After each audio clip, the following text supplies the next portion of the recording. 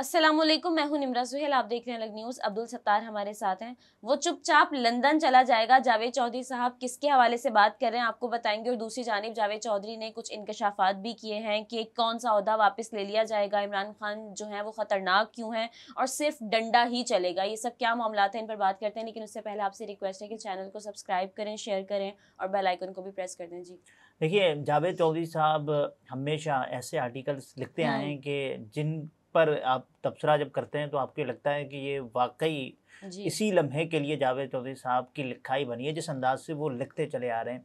और इससे पहले वो उन्होंने जब जनरल बाजवा साहब से मुलाकातों के बाद एक आर्टिकल लिखा जिसका इब्तिदाइया यही था कि वो बिस्किट चाय में डिबो कर खाते थे। और उसके बाद बहुत सारे लोगों ने कहा कि, और उसके बाद जावेद चौधरी साहब को ये कहना पड़ा कि ये आर्टिकल मैंने इसमें जो कुछ बातें लिखी हैं वो मैंने अपनी तरफ से भी लिखी हैं और ये मेरा तज्जिया है, मेरी खबर नहीं है। बाजवा साहब ने ऐसे नहीं कहा था।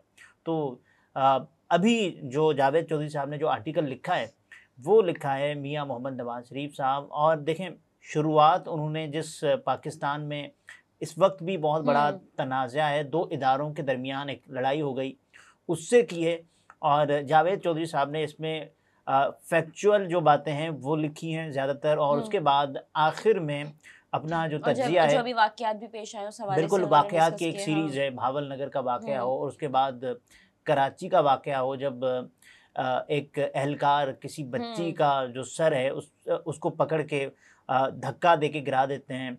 और वाक़यात का एक तसलसल है जो जावेद चौधरी साहब ने बयान किया है। और उसके बाद अपने आर्टिकल के दूसरे हिस्से में उन्होंने ये लिखा है कि आप इसके बाद एक दूसरा अलमिया भी मुलाहिज़ा कीजिए। कराची में ASF के एहलकार सुबहान की 3 साल की बच्ची के साथ बदसलूकी हो या फिर भावल नगर का अफसोसनाक वाक़या हो, अब ये बताएंगे किसके बारे में। देखें, आपको वज़ीर आज़म मियाँ मोहम्मद शहबाज शरीफ, वज़ीर दाखिला मोहसिन नकवी, वज़ीर दिफा ख्वाजा आसिफ और वज़ीर आला मरियम नवाज किसी जगह नज़र नहीं आते।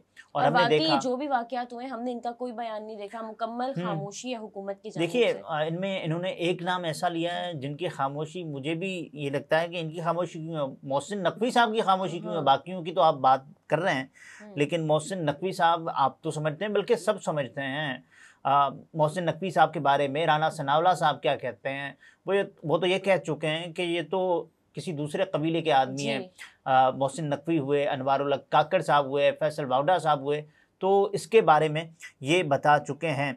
और उसके बारे में देखें, मियाँ शहबाज शरीफ साहब ने कोई एक बयान, कोई एक से देखिए तो शहबाज शरीफ साहब तो वजीर आजम है, उनका बतौर वजीर आजम कोई बयान नहीं आया, कोई मुल्क के चीफ एग्जीक्यूटिव हैं, यानी कि मुल्क का जो भी निज़ाम है वो उनके मातहत है, उनके सुपुर्द है, लेकिन कोई बयान नहीं आया, कुछ भी नहीं। अवाम को वैसे ही बहुत सी शिकायत हैं कि मैंडेट इनका नहीं था, ये आ गए। लेकिन अब अगर ऐसे मौके पर भी ये कोई बात नहीं करेंगे, कुछ नहीं बोलेंगे तो अवाम का क्या है। दो बड़े ओहदों यानी दो बड़े इदारों के दरमियान एक चप कलश रही, उसके बावजूद भी वजीर आज़म पाकिस्तान का कोई बयान नहीं आया।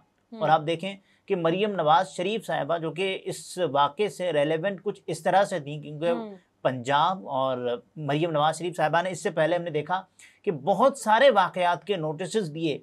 ये इतना बड़ा वाक़या होने के बावजूद भी मरियम नवाज शरीफ साहिबा बहुत चुप रही, खामोश रही। हर जो भी कोई वाक़या होता है उस पर ज़रूर वो बोलती हैं, एक्शन लेती हैं। इस जो है वो वाक़े के बाद क्यों उनका कोई बयान नहीं न सिर्फ मरियम नवाज शरीफ साहिबा, बल्कि आप देखें कि हिना परवेज़ भट्ट साहिबा जो कि मरियम नवाज शरीफ साहिबा के गुण गाती हुई नजर आ रही हैं, अज़मा बुखारी साहिबा हो गई जो कि मरियम नवाज शरीफ साहिबा के ड्रेसेस की कीमत बताती हुई नजर आती हैं, मरियम औरंगज़ेब साहिबा जो ये बताती हैं कि मरियम नवाज शरीफ साहिबा पाकिस्तान में जो वज़ीर आला की तारीख़ रही है उसमें कितनी फ़ाल हैं, तो वो भी पता नहीं मंजर से गायब हो गई, तो कोई भी नहीं आया। और जावेद चौधरी साहब अब आगे लिखते हैं कि किसी ने कोई बयान दिया न दरमियान में आने की जसारत की, यानी कि हिम्मत ही नहीं हुई। और उसके बाद हुकूमत का ये रवैया साबित करता है हुकूमत कोर इशूज़ पर साइड पर हो चुकी है, यानी कि बहुत बड़े जो मसले हैं वो हुकूमत नहीं चला रही है, फिर हुकूमत का ये तो बस नहीं चल रहा। उनको नहीं देखेगी तो कौन देखेगा। ये आगे वो खुद बता रहे हैं कि वज़ीर आज़म और वज़ीर आला पंजाब सिर्फ प्रोटोकॉल, जहाज, हेलीकॉप्टर्स और 30-30 गाड़ियों के काफिले एंजॉय कर रहे हैं। हमने देखा ना कि मरियम नवाज शरीफ साहिबा मरी की बरसती बारिश में जिस अंदाज के साथ स्कूल्स के विजिट करती हुई पाई गई, ये एक घर से दूसरे घर और एक शहर से दूसरे शहर तक इक़्तिदार से लुत्फ़ अंदोज़ हो रहे हैं। ये बिल्कुल वैसी ही कहानी है। और मुल्क में क्या हो रहा है इससे इनको कोई कंसर्न नहीं। मुल्क जाने और मुल्क चलाने वाले जाने, ये लोग जहाँ तक हो सकेगा इक़्तिदार को एंजॉय करेंगे और जब बोझ बढ़ जाएगा तो ये चुपचाप लंदन वापस चले जाएंगे। ये लंदन मियां नवाज शरीफ साहब की बात हो रही है। हमेशा से मतलब पिछले कुछ टाइम से हम सुन रहे हैं कि वो लंदन चले देखिए जाएंगे, अभी तो मियां मियां साहब ने शायद इन बातों को कहने वालों से शायद बगावत कर ली है। उन्होंने कहा कि आप पहले बताते थे मैं चला जाता था, अब मैं जरा कुछ अलग करके देखता हूँ। इस बार वो बताए बगैर जाएंगे? बताए बगैर नहीं, इस बार जब वो लोग बात कर रहे हैं ना, पहले भी वो बताए बगैर ही गए। और उसके बाद आप देखें ना कि पता था इलाज के लिए जा रहे हैं, जाना जरूरी है, तो अब की बार भी ऐसा ही कुछ होगा। देखिए इलाज का एक तो होगा कि मियां साहब के जो रेगुलर चेकअप्स हैं वो चलते रहते हैं और ये मियां साहब जाएंगे और वापस अच्छा, रेगुलर चेकअप अभी तो नहीं हो रहा, जब लगेगा कि हाँ अब होना चाहिए चेकअप तो फिर ही होगा। देखें जावेद चौधरी साहब क्या बताने की कोशिश कर रहे हैं कि मियां नवाज शरीफ साहब, और क्योंकि नवाज शरीफ साहब ने इस बार कुछ अलग किया है, वो अलग ऐसे कि जब लोग तमाम तर लोग ये बात कर रहे हैं कि मियां नवाज शरीफ साहब लंदन चले जाएंगे तो कुछ वक्त के लिए, अभी तो मियां साहब वापस नहीं जा रहे और यानी लग भी नहीं रहा कि मियां साहब यानी मुस्तकबिल करीब में लंदन जाने का कोई इरादा भी रखते हैं।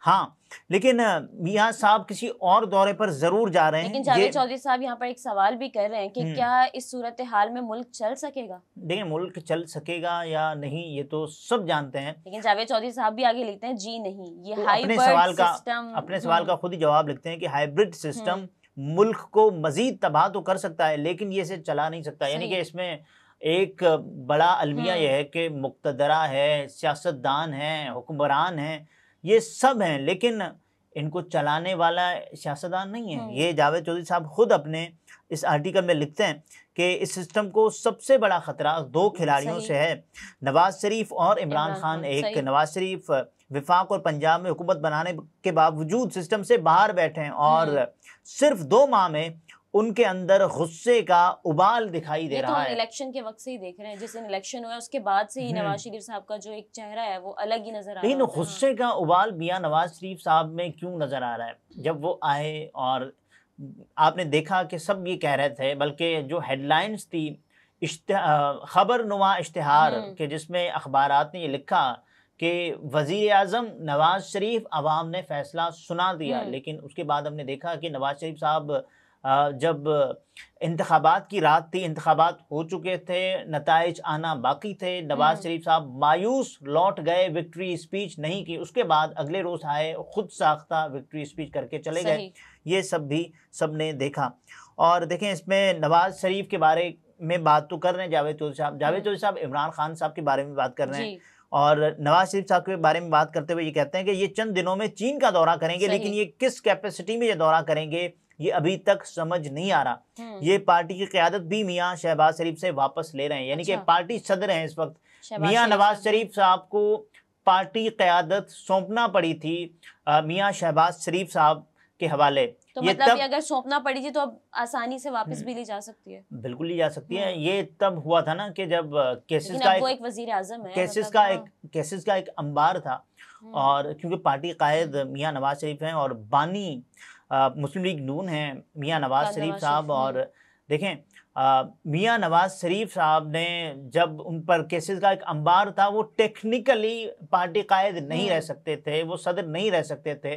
तो इस हवाले से उन्होंने कहा कि साहब ये ज़रा मैं आपको सौंप देता हूँ। उसके बाद फिर अभी वापस ले रहे हैं कि ऐसे वक्त में कि जब शहबाज शरीफ मुल्क के वज़ीर आज़म, जब शहबाज शरीफ साहब दूसरी मरतबा वज़ीर आज़म बने, तो ये चंद दिनों में चीन का दौरा करेंगे। ये किस कैपेसिटी में दौरा करेंगे ये अभी तक समझ नहीं आ रहा। ये पार्टी की क़यादत भी मियां शहबाज शरीफ से वापस ले रहे हैं, जिसके बाद एक सिस्टम के 4 कायदीन हो जाएंगे। यानी कि एक है इस्टेब्लिशमेंट, दूसरे हैं वज़ीर आला और उसके बाद एक है वज़ीर आज़म और पार्टी कायद मियां नवाज शरीफ। यानी कि ये कैसे, ये मुमकिन कैसे होगा कि नवाज शरीफ साहब के पास असल ताकत हो? असल ताकत किसके पास होगी इसका फैसला मैदान जंग करेगा और दूसरा खतरा इमरान खान है। अब इमरान खान के बारे में जब वो बात कर रहे हैं, एक ऐसा शख्स के जो जेल में रहकर भी इंतखाबात जीत गया, जो कि सबके सामने था कि फॉर्म 45 के साथ जो सलूक किया गया, और उसके बाद सबने देखा कि जिस अंदाज से चीटिंग भी जो की गई वो भी सामने आई है। लेकिन वो अंदर से जो अल्फाज थे या जो भी आदाद शुमार थे वो भी मुस्कुरा रहे थे कि हमारे साथ क्या सलूक रवा रखा गया है, और वो यानी एक शरारती लहजे में ये पूछ रहे थे एक तसव्वुराती तौर पर कि यार ये क्या किया है, जो ऑन चौधरी साहब का 173 को 973 कर देना वो सबके सामने, और मियां नवाज शरीफ साहब के 313 को 1313 कर देना वो सबके सामने था। सबसे वाज़ेह होता है कि इमरान खान इनके लिए खतरा तो है, बिल्कुल है, और इमरान खान सिस्टम के लिए खतरा है। इमरान खान साहब अभी देखें, उनको अब ये समझ नहीं आ रही कि इमरान खान साहब को छोड़ें कैसे, क्योंकि हमने इतना बचा के इतना इमरान खान साहब को जलील करने के लिए ये किया कि बहुत सारे तक नहीं गए, हर हद तक गए, किताब लिखवाए गए, और ये इल्जामात, उनकी किरदार कशी की गई, उनकी बेगम पर मुकदमात के अंबार, अफसोसनाक है। लेकिन उसके बावजूद हमने देखा है कि उनका जो भी एक मकाम था उसमें कमी तो नहीं आई। बिल्कुल ऐसे ही है, और जाहिर है इमरान खान साहब जेल में जाने के बाद ज्यादा मकबूल हुए हैं, और इससे पहले उन्होंने ये कहा था ना कि मैं जब इक्तदार से चला जाऊंगा तो मैं ज्यादा खतरनाक हो जाऊंगा। उनका इंतखाबी निशान नहीं था, लेकिन वोट जिसको भी मिला है वो इमरान खान के नाम पर मिला। इंतखाबी निशान ही इमरान खान था, यानी कि ये जो इंतखाबात थे इमरान खान की वजह से थे, और इमरान खान ही था इंतखाबी निशान। ये जेल में बैठकर भी सिस्टम के लिए खतरनाक है, और रियासत अभी तक इनका कोई तोड़ तलाश नहीं कर सकी है, वाकई नहीं है। देखिए इमरान खान साहब अभी भी आपको, यानी जब से वो इक्तदार से उनको निकाला गया, तो इमरान खान साहब अभी तक, अभी जब मैं आपसे बात कर रहा हूँ, हम नाजरीन को ये आर्टिकल पढ़कर सुना रहे हैं, तो इस आर्टिकल में भी इमरान खान साहब का ही जिक्र है, और इस आर्टिकल में भी इमरान खान साहब को खतरनाक करार दिया जा रहा है। और यानी कि इमरान खान साहब के इक़्तिदार से निकाले जाने के बाद अब तक हर खबर का, हर तज्जिए का सियासी तौर पर महवर इमरान खान साहब ही हैं, और ये जेल में बैठकर भी सिस्टम के लिए ख़तरनाक है, और रियासत अभी तक इनका कोई तोड़ तलाश नहीं कर सकी। चनाचे हमें मानना होगा हम तारीख के बदतरीन दौर से गुजर रहे हैं, एक ऐसे दौर से जिसमें हुक्मरान दर्जनों हैं मगर हुक्मरानी किसी के पास भी नहीं, सिर्फ डंडा चल रहा है, और ये डंडा किस वक्त किसके सर पर आ गिरे ये भी कोई नहीं जानता। चिनाचे हम बहरानों की दलदलों में धंसते चले जा रहे हैं, और इस सूरत हाल का सिर्फ एक ही हल होता है, अल्लाह के हवाले। और इस आर्टिकल का जो उन्वान जावेद चौधरी साहब ने लिखा है वो भी अल्लाह के हवाले, तो हम ये मुल्क अल्लाह के ही हवाले है, सब कुछ अल्लाह के हवाले कर देते हैं। नाज़रीन, गुफ्तगू आपने मुलाहिज़ा फरमाई। अब्दुल सत्तार हमारे साथ थे, इजाज़त दीजिए, अल्लाह हाफ़िज़।